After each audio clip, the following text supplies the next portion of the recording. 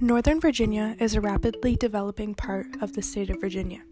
The area is home to hundreds of thousands of people and even more throughout the greater D.C. area.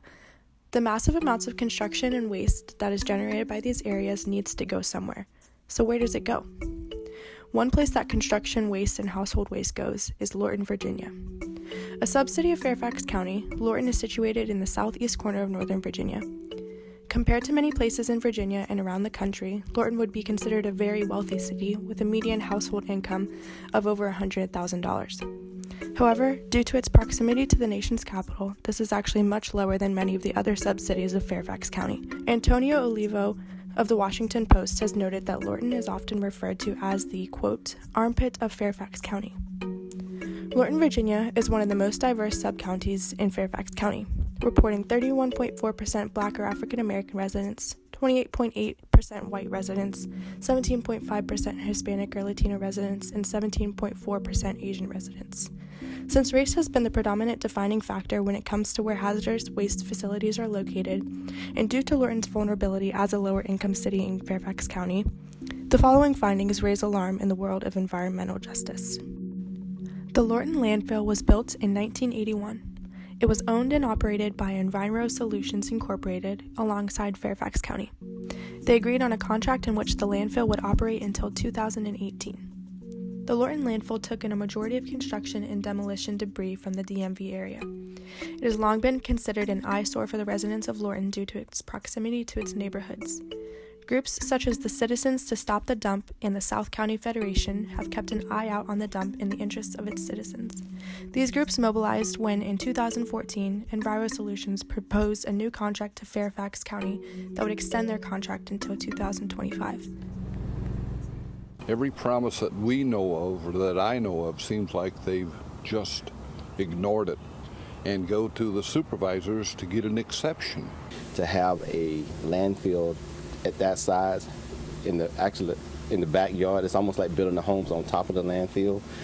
And there's a lot of places you could actually put a landfill that's not this close to homeowners. And that would be my recommendation, that you honor the agreement and that you close it. At the public hearing for this decision, a large number of concerned residents attended. Then, in a 6-4 vote, the Board of Supervisors turned down Enviro Solutions' new contract. The Lorton Landfill was closed in 2018. It has stopped receiving construction and demolition debris, but operations continue as the landfill is capped. Eventually, they will plant vegetation. The closure process is aimed to end in 2020. At the moment, plans for the Lorton Landfill are yet to be cemented. Today, CDD from the DMV area is now being directed to the Potomac Landfill in higher numbers since the closure of the Lorton Landfill. The closure of the Lorton Landfill was a success for many of the residents in the area that disliked it. Through tireless community organizing, they were able to keep the Fairfax Board of Supervisors from extending their contract with Enviro Solutions. Lorton presents itself as an interesting case of environmental racism. Looking into the history, Lorton was home to D.C. prisons from 1910 through 2001. It is a common theme of development to see industrial polluters next to prisons. In the early 1980s, prior to the Covanta Incinerator being built, there were 2 landfills operating on the other side of the prison. The siting of these industrial polluters represents environmental racism due to the fact that the victims are physically trapped in the prisons. In 1990, the 4th largest trash incinerator opened, adjacent to the already present landfills in Youth Prison.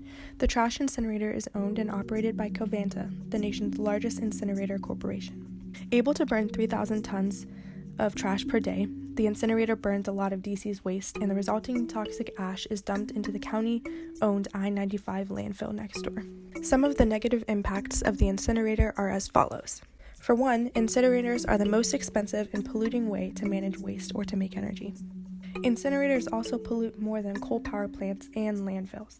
In order to produce the same amount of energy as a coal power plant, incinerators release 28 times as much dioxin than coal. They also release 2.5 times as much CO2, twice as much carbon monoxide, 3.2 times as much nitrogen oxide, and 6 to 14 times as much mercury. They also produce nearly 6 times as much lead and 20% more sulfur dioxides. Despite these numbers, present day, many housing developments have taken place where Lorton prisons were once sited. In evaluating the incinerator in juxtaposition to the landfill, it seems crazy that the landfill is closed while the incinerator is still in operation. This fact leaves some major questions. What would it take from the community for the incinerator to be closed? Does the community even know about the incinerator? If the incinerator closes, will it simply be placed in another vulnerable community? And how could we stop this?